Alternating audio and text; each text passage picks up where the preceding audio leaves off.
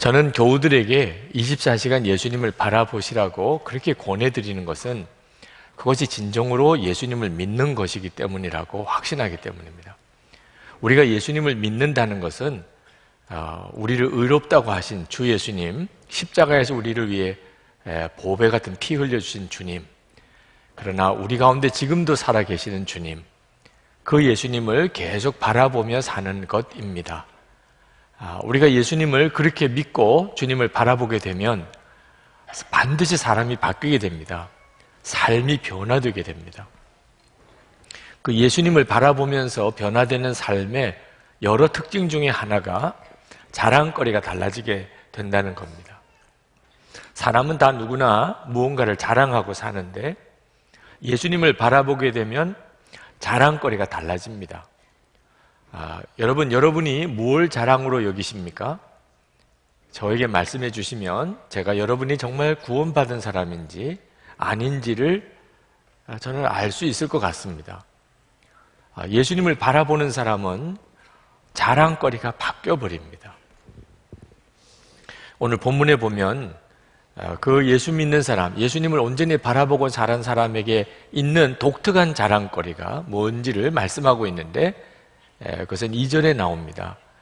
하나님의 영광을 바라보는 소망을 자랑하는 것입니다. 함께 보실까요? 2절에 우리는 또한 그리스도로 말미암아 지금 서 있는 이 은혜의 자리에 믿음으로 나오게 되었으며 하나님의 영광에 이르게 될 소망을 품고 자랑을 합니다. 예수님을 바라보게 되면 전에는 전혀 안 보이던 것이 눈이 열리게 됩니다. 그것이 바로 영광의 하나님이십니다. 교회를 다니면서도 심지어 하나님의 존재 자체도 믿지 못하던 사람이 많습니다. 그런데 24시간 주님을 바라보게 되면 영광의 하나님을 보게 돼요. 하나님의 영광을 보는 거죠. 그리고 하나님의 나라를 바라보게 됩니다. 이 세상이 전부가 아니고 하나님의 나라가 있음을 보게 돼요. 그렇게 되면서 사람이 확 바뀌어버립니다. 전에는 세상 것을 자랑하고 살았는데 이제는 하나님의 영광에 이르게 될 소망을 자랑하게 됩니다. 그거밖에 자랑할 게 없습니다. 여러분, 이것이 그 사람의 인생을 바꾼 겁니다. 삶을 완전히 다르게 만든 거죠. 이렇게 하나님의 영광에 이르게 될 소망을 자랑하게 된다는 것을 하나님과 화해했다고 표현합니다. 하나님과 화평하게 되었다고 그렇게 말합니다. 그 말은 이제 하나님을 진짜 믿었다, 하나님을 만났다, 하나님을 마음에 정말 모시고 산다, 그런 뜻입니다. 1절 말씀에 이렇게 말합니다. 그러므로 우리는 믿음으로 의롭다 하심을 받았으므로 우리 주 예수 그리스도로 말미암아 하나님과 더불어 평화를 누리고 있습니다. 11절에 우리는 지금 그로 말미암아 하나님과 화해를 하게 된 것입니다. 여러분, 예수님을 믿으면 하나님과 평화하게 되고 화해하게 됩니다. 이 말은 무슨 뜻이냐면 예수 믿기 전에는 하나님과 싸우고 살았다는 뜻입니다. 하나님과 적대 관계였다는 거죠. 여러분, 어떤 영토에 대해서 지배권을 주장하는 두 세력이 있으면 싸우게 되지요. 우리가 하나님과 꼭 그와 같이 살았던 겁니다. 여러분의 마음이 그렇습니다. 우리는 내 마음대로 살고 싶어 합니다. 그러나 하나님께서 내 마음의 왕 되시기를 원하세요. 그러니 하나님과 싸우는 거죠. 늘 마음이 갈등이 많습니다. 우리 가정이 그렇습니다. 우리는 가정은 내 것인 줄 생각합니다. 그러나 하나님은 우리의 가정의 왕 되시기를 원하세요. 그래서 가정 안에서 늘 하나님과 싸웁니다. 우리는 일터에서, 직장에서 우리 나름대로 기준과 판단을 가지고 삽니다. 그러나 하나님께서는 우리의 일터에서조차 하나님이 왕 되시기를 원하십니다. 그러니 우리가 일터에서 늘 갈등하고 사는 거죠. 여러분, 행복하지 않을 수밖에 없는 거예요. 하나님과 싸우고 어떻게 행복할 수 있겠습니까? 어떻게 편안할 수 있겠습니까? 이것이 예수님을 영접하면서 해결이 됩니다. 내가 예수님을 영접하고 항상 주님을 바라보고 살게 되면서 이제 하나님의 왕되심이 분명해지는 거죠. 그것을 하나님과 화해했다. 하나님과 평화하게 되었다. 라고 말을 합니다. 그래서 그 영광의 하나님에게 이르게 되는 소망이 생기게 되는 겁니다. 그런데 이처럼 하나님과 화해한 삶을 살게 되는 사람에게 나타나는 기가 막힌 증거가 하나 또 있습니다. 자랑거리가. 환난도 자랑하는 겁니다. 3절 말씀에 그뿐만 아니라 우리는 환난을 자랑합니다. 정말 말 안 되는 이야기가 나옵니다. 환난을 자랑하다니. 세상에 환난을 당한 것을 자랑할 사람이 있겠습니까? 그런데 여러분, 그게 실제입니다. 여러분이 예수님을 계속 바라보게 되면 그러면 여러분 안에 일어나는 변화가 환난도 자랑하는 사람이 된다는 겁니다. 어떻게 그럴 수 있지요? 환난을 자랑하게 되는 이유는 하나님의 영광을 보고 그 하나님의 나라를 바라보게 되면서 우리에게 일어나는 변화입니다. 왜? 환난을 통하여 하나님의 나라 백성의 인격을 우리가 다듬어가게 되는 거예요. 하나님이 우리에게 괜히 환난과 고생을 주시는 게 아닙니다. 그 일을 통하여 하나님의 나라의 백성다운 인격을 우리가 형성해 가게 됩니다. 3절 말씀에 보면 우리가 알기로 환난은 인내력을 낳고 인내력은 단련된 인격을 낳고 단련된 인격은 희망을 낳는 줄을 알고 있기 때문입니다. 이걸 깨닫게 되는 거예요. 하나님의 나라가 있고 그 하나님의 나라 백성이 되어지는 과정에서 환난이 내게 주어지는 거구나. 그래서 그 이 환난이 내게 기쁨이 되고 자랑이 된다는 거죠. 여러분, 어떤 학생이 대학을 들어가면 기뻐하고 자랑합니다. 유학을 가게 되면 더 기뻐하고 자랑합니다. 어떤 사람이 장교로 합격을 하고 장교 훈련을 받으러 들어가면 은근히 자랑합니다. 어떤 선수가, 운동선수가 국가대표 선수로 발탁이 되면 그건 말할 수 없는 자랑이 됩니다. 그런데 실제로 대학을 들어가거나 유학을 가거나 장교 훈련을 받으러 가거나 국가대표 선수가 될 때 고생이 말이 아닙니다. 쉬운 일 아니에요. 대학 공부, 유학 가서 공부하는 거, 장교 훈련, 국가대표 선수가 어느 정도 훈련을 하게 되는지 여러분 다 아시죠? 그런데 그것을 자랑하는 이유가 뭐죠? 결과가 너무 좋으니까. 결과가 너무 좋으니까 그것 때문에 겪는 어려움은 아무것도 아닌 것처럼 여겨지고 오히려 그것을 자랑하게 된다는 거죠. 여러분, 신앙생활도 똑같습니다. 우리가 환난을 어떻게 자랑할 수 있습니까? 결과가 너무 좋으니까. 그 연단과 시련, 환난을 거쳐서 내 인격이 하나님 백성답게 세워집니다. 영광의 하나님을 바라보는 눈이 뜨인 사람에게는 이건 기가 막힌 것입니다. 그래서 사도 바울이 고린도후서 4장 17절에 환난을 경한 것이라는 그런 묘사를 해서 환난에 경한 것, 우리가 잠시 받는 환난에 경한 것이 지극히 크고 영원한 영광에 중한 것을 우리에게 이루게 함이니. 여러분, 환난이 중한 거지 어떻게 경한 겁니까? 근데 사도 바울은 환난을 경한 것이라고 표현했어요. 그 말은 비교해서 그렇다는 겁니다. 뭘 비교해요? 이 환난을 통하여 내가 얻게 되는 것에 비해요. 지극히 크고 영원한 영광에 중한 것, 우리가 얻게 된다는 겁니다. 여러분, 기가 막히잖아요? 하나님의 영광을 바라보지 못한 사람에게는 이해가 안 되는 일입니다. 그러나 하나님의 그 영광을 바라보는 눈이 뜨이고 나면 하나님이 계시고 그 영광을 알게 되고 하나님의 나라를 알게 되고 이제 내가 그 하나님의 나라의 백성이 되어 가는 것을 내가 알게 되는 순간에 환난이 전혀 달리 보여요. 여러 가지 시험을 당해도 오히려 기뻐요. 왜? 그것으로 인해 내가 변화되어 가니까. 그래서 야고보 사도가 야고보 1장 2절 3절에서 너희가 여러 가지 시험을 만나거든 온전히 기쁘게 여기라. 이는 너의 믿음의 시련이 인내를 만들어내는 줄 알미라. 사도들은 한결같이 다 그렇게 알았어요. 그들은 환난을 만나도 시련을 만나도 고통을 당해도 오히려 그것으로 인해서 기뻐하고 오히려 자랑거리로 삼았어요. 이제 여러분에게 묻고 싶습니다. 여러분은 다 예수님을 믿으시는 분인데 여러분도 이제 환난을 자랑하고 있습니까? 여러분, 이것이 믿음이에요. 자랑거리가 바뀐 사람이 예수 믿는 사람입니다. 어떻게 그럴 수 있겠나? 하나님의 사랑에 대한 확신 때문입니다. 하나님이 나를 사랑하시는 것이 진짜 믿어진 사람은 고생이 고생이 아니고 환난이 환난이 아닙니다. 하나님의 사랑이 내가 정말 믿어져요. 그런데 하나님이 나에게 고생을 당하게 하고 나에게 환난을 주시면은 내게 유익하니까 주신 거죠.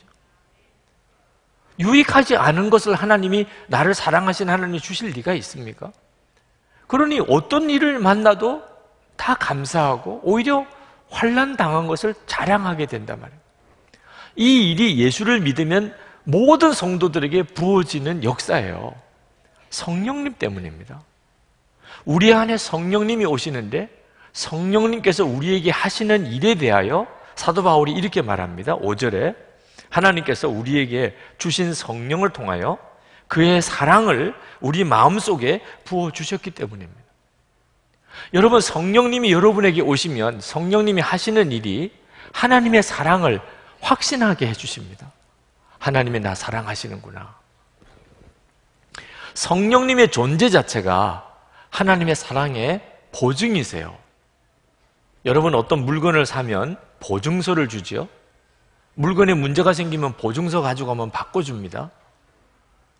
여러분, 여러분이 예수 그리스도의 십자가로 구원받았다는 것과 여러분이 나중에 하나님의 나라의 백성이 될 것이라는 보증으로 하나님이 우리에게 성령을 주셨어요. 성령이 내 안에 계신 거 보면 아, 내가 하나님의 나라 백성이구나 하는 걸 알게 됩니다. 이건 엄청난 하나님의 은혜와 축복입니다. 그러니까 하나님의 성령이 내 안에 계시다는 것 자체가 하나님의 사랑의 확증이에요. 여러분이 이 사실을 깨닫고 나면 그러면 세상의 어떤 일도 더 이상 두렵지 않고 염려가 안 됩니다. 저는 이 부분에서 여러분에게 다시 묻고 싶은 것이 있습니다. 환난이 자랑이 안 된다고 생각되시는 분, 아직도 나는 환난을 자랑하는 그것은 잘 모르겠다 그러시는 분은 하나님의 사랑은 믿으십니까? 하나님이 여러분을 사랑하신다는 건 진짜 믿으십니까? 교회는 다녀도 하나님이 나를 사랑하신다는 것을 믿지 못하는 분들이 정말 많습니다. 오히려 하나님이 자기만 사랑 안 한다고 생각하는 분들이 있습니다. 내 기도는 안 들어주시고 내 형편은 돌보지 않으시고 이렇게 사는 게 이게 사랑인가? 하나님이 사랑이라면 내가 이렇게 고생할 수 있어? 이렇게 생각하는 분들이 있다니까요. 여러분이 정말 하나님을 사랑하는, 하나님이 여러분을 사랑하시는 것을 믿으시는지 아닌지는 여러분이 영광의 하나님에게 이르게 되는 소망을 자랑하는지 환난도 자랑하는지를 보면 압니다. 여러분이 하나님을 믿는다고 하면서 하나님의 사랑을 또 믿는다고 하면서도 자랑하고 있는 것은 세상 자랑을 하고 있다는, 세상 사람들이 하는 자랑, 예를 들면 돈 많은 거, 뭐 성공한 거, 뭐 인물이 잘생긴 거, 재능이 많은 거, 자녀들이 뭐 좋은 대학에 들어간 거, 이런 것들을 여러분도 여전히 자랑거리로 여기고 있다면 여러분은 실제로는 하나님의 사랑을 믿고 있는 게 아닙니다. 하나님의 사랑을 믿지 못하니까 그런 것들만 자랑하고 사는 겁니다. 하나님을 믿으면서도 세상 사람들과 똑같이 세상 자랑거리만 자랑하고 있는 사람을 가리켜서 율법주의 신앙이라고 말합니다. 율법주의 신앙의 특징이 뭔지 아십니까? 돈을 사랑하는 것입니다. 누가복음 16장 13절에 주님이 말씀하셨습니다. 집 하인이 두 주인을 섬길 수 없나니 혹 이를 미워하고 저를 사랑하거나 혹 이를 중히 여기고 저를 경히 여길 것임이니라. 너희는 하나님과 재물을 겸하여 섬길 수 없느니라.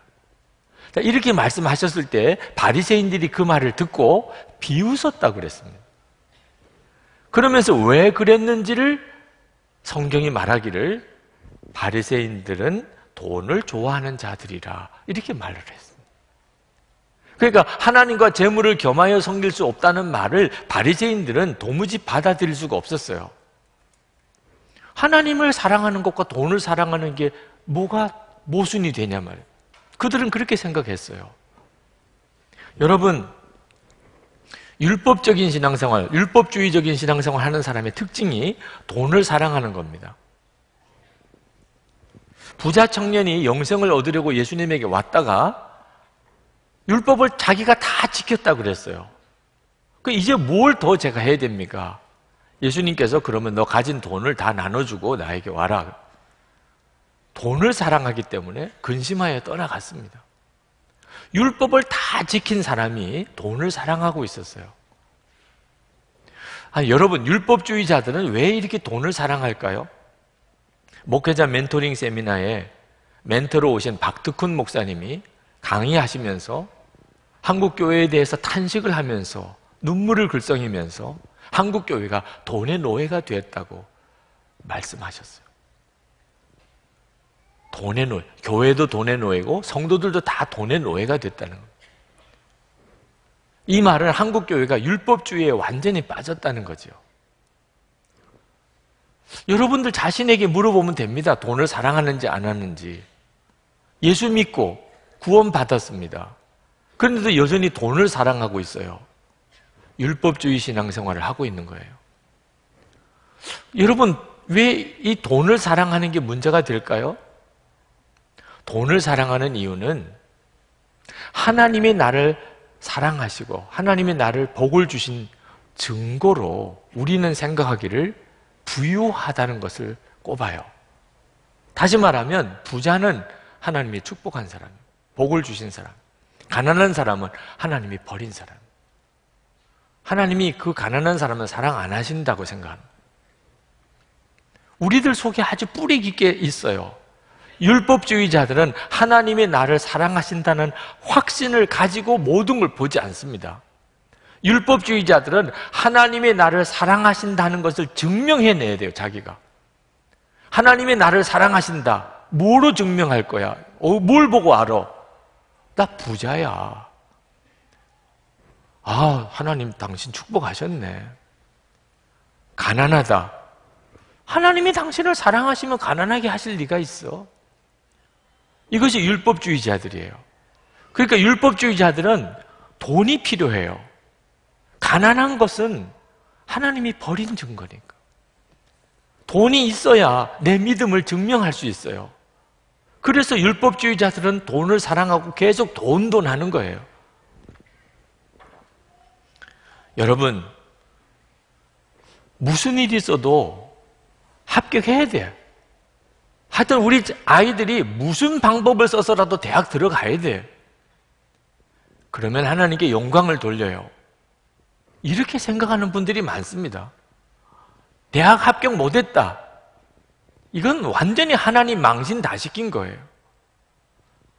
교회도 못 나와요. 부끄러워서. 뭘 떳떳하다고 교회를 나와요. 대학도 못 들어가고. 새벽기도도 했어요. 부모도 다 새벽기도 했어요. 11조 생활도 열심히 했어요. 교회 봉사도 열심히 했어요. 아이가 대학 떨어졌어요. 하나님께 원망이 일어나요. 하나님 이렇게 하시면 내가 무슨 체면을 가지고 사람들을 만날 수 있습니까? 하여튼 무조건 큰 집 사야 돼요.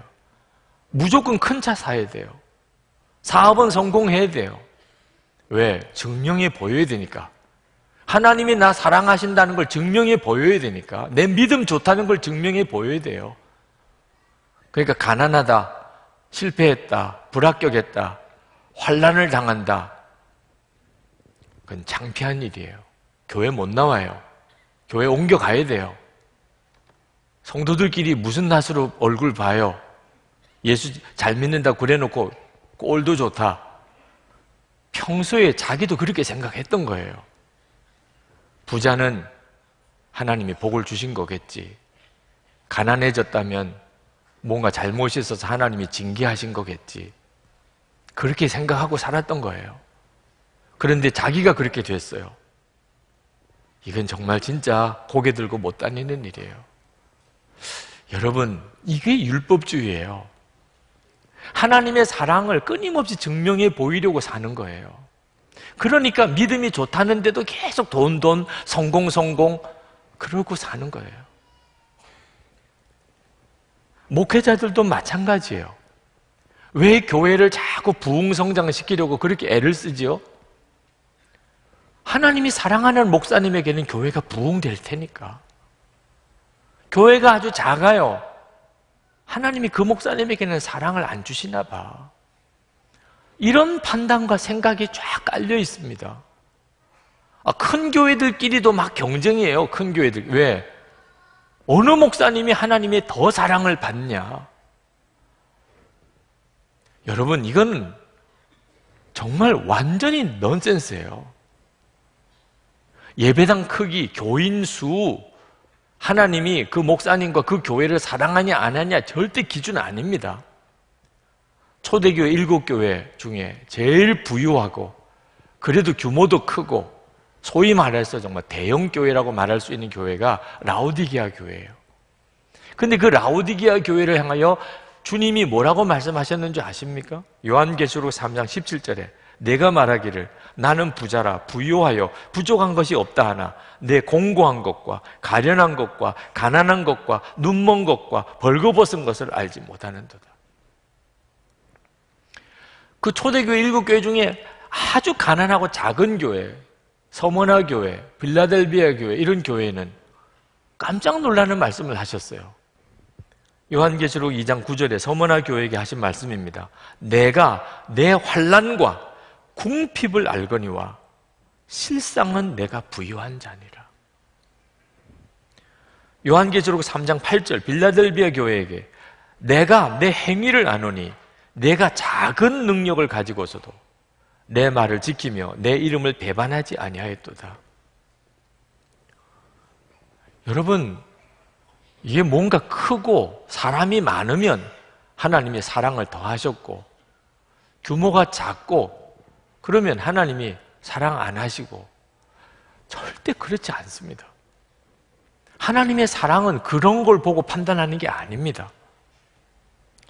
여러분은 혹시라도 믿음을 증명하려고 어떻든지 예수 잘 믿는다는 것을 증명해 보이려고 그래서 경제적으로 넉넉해져야 되고 그래서 큰 집으로 가야 되고 그래서 좋은 차 타고 다녀야 된다는 생각에 시달리지는 않습니까?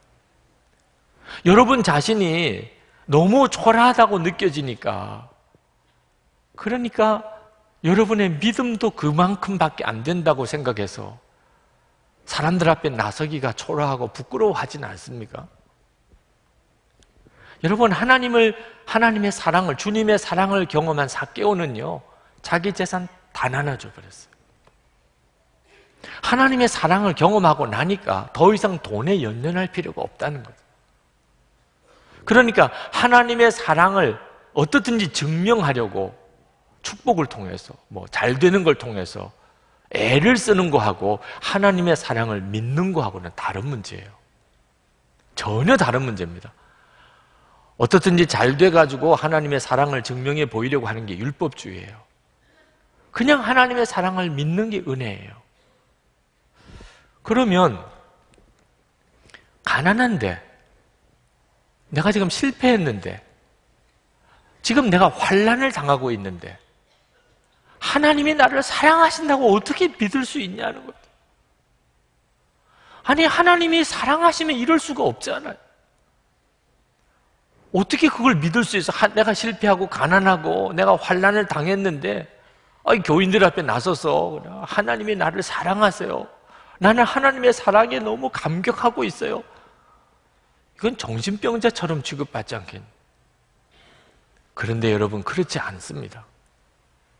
여러분이 가난해도 실패해도 환난을 당해도 하나님이 여러분을 사랑하신다는 부인할 수 없는 증거가 있어요.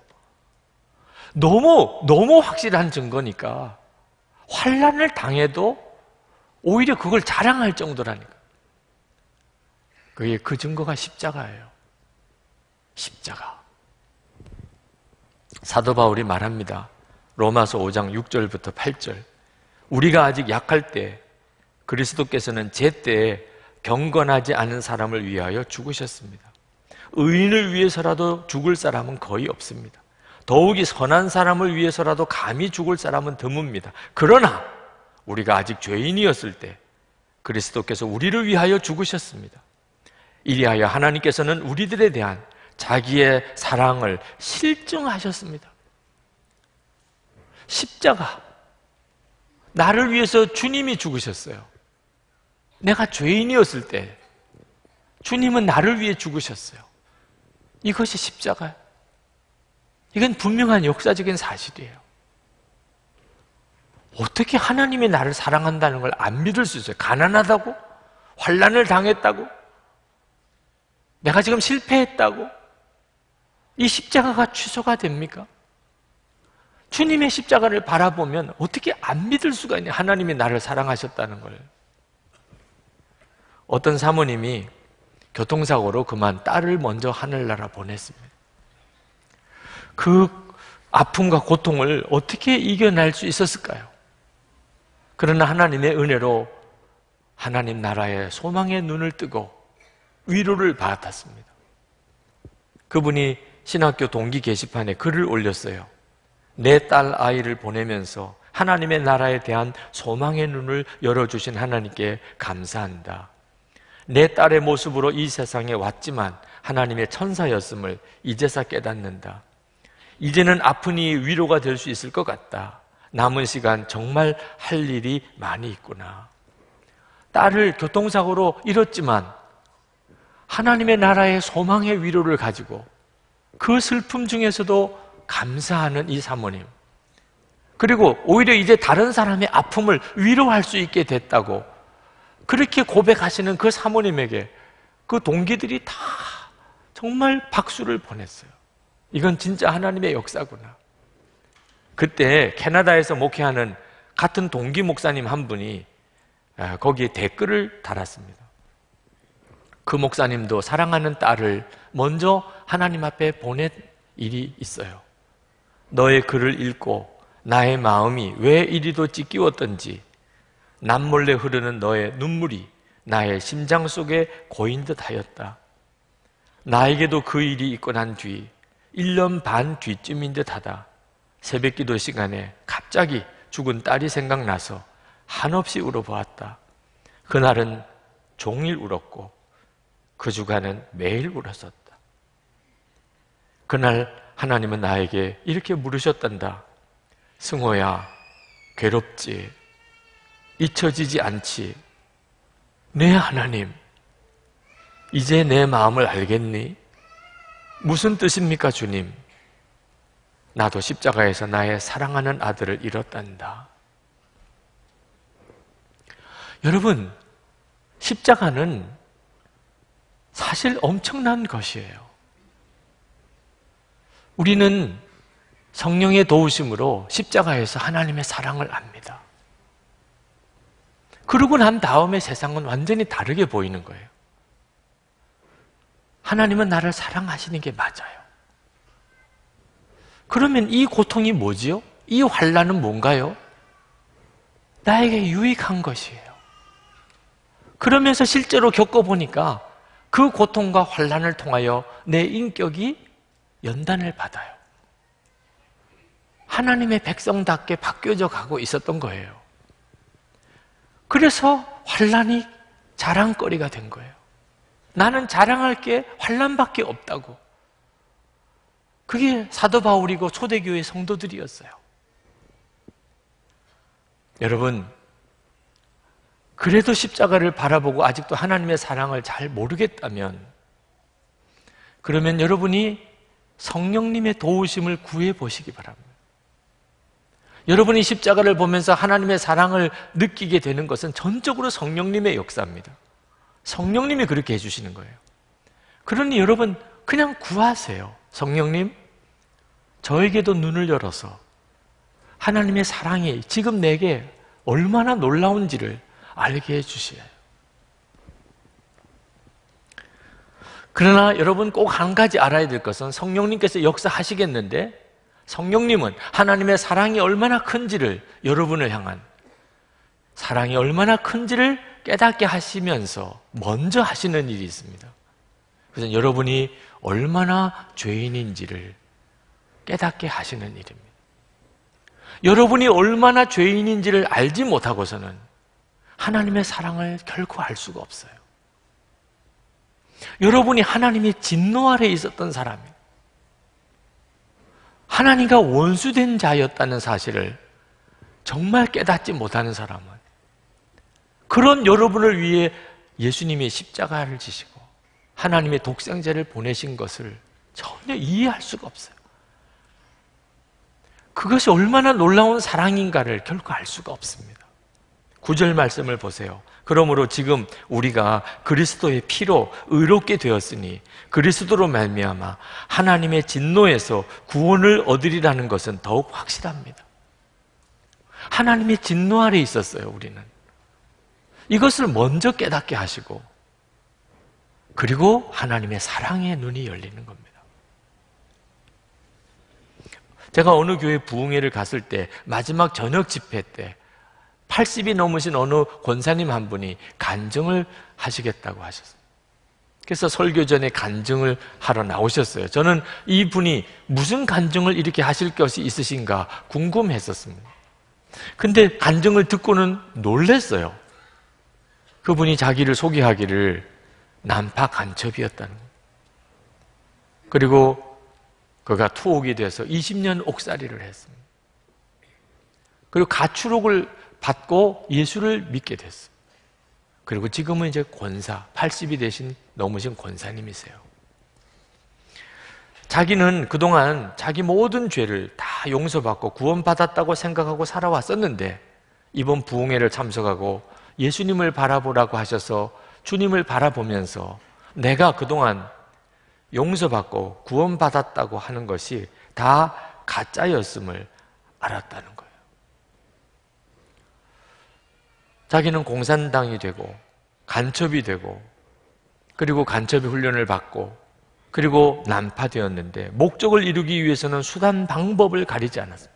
무슨 짓이든지 다 했습니다. 사람들의 경계심을 풀기 위해서 아이 하나를, 여자아이 하나를 데리고 난파됐습니다. 엄마와 딸처럼.